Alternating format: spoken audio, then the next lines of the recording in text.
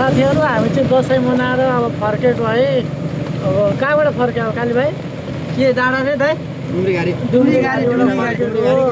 अटोमा लाइट पनि छैन। यसरी दिपेन्द्रले स्कटिङ गरेर हिँडाइरहेछ। अटोको लाइट स्कटिङमा हो।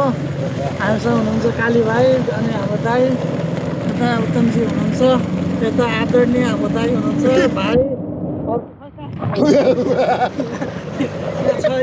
सबै लुथुक्क चिया छ है साथीहरू। अटोभित्र बस्यो नि पानी चुहिने। अटोभित्र बस्यो नि पानी चाहिँ चुहिरहेको छ है, पुरै भिजिसक्यो है। अटोको अरूभन्दा नि हेडलाइट छैन कि यसरी मोबाइलको लाइट बालेर अगाडि स्कटिङ दिएर दिपेन्द्रले पानी यसरी हेर्नु, पानी झरिरहेछ। यस्तो बेला लाइट पो बस्नु पर्ने यार, सेफ लाइफ कन्डिसन सरलाई डिस्ट्रिक्ट भन्छ। यसरी अगाडि दिपेन्द्रले लाइट दिएर हिँडिरहेछ। अहिले रातिको कति बज्यो काली अहिले? 6:15 भयो। 15 तर कस्तो 10 बजे जस्तो फिल भइरहेछ यार, हो कि होइन? हिँडिरहेको छु एउटै अटोमा, कतिजना 7जना चढेर हिँडेछ। अब आजबाट दसैँ सक्यो, भोलिबाट अफिस। दिपेन्द्रले अहिले हामी पछाडि छ भन्ने कुनै बिर्से जस्तो लागिरहेछ कि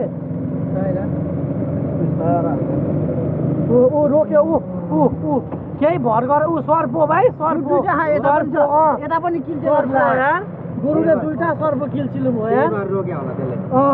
त्यही भएर झ्यास रोक्यो दिपेन्द्रले, डरायो। यता आउँदैन नि खुट्टातिर सर्पो हो, डरै लाग्यो क्या। गुरुले किल्छ क्याचाक। होइन हामी यताबाट जाने हो।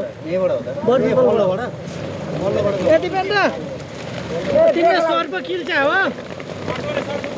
कतिवटा केही हुँदैन नि, कस्तो केही हुँदैन नि। ल तपाईँले मर्नी नपाउने भयो। दिपेन्द्र यताबाट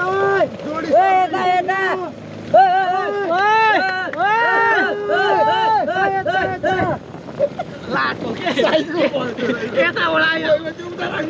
पानी आयो। यता खोल्ला भयो।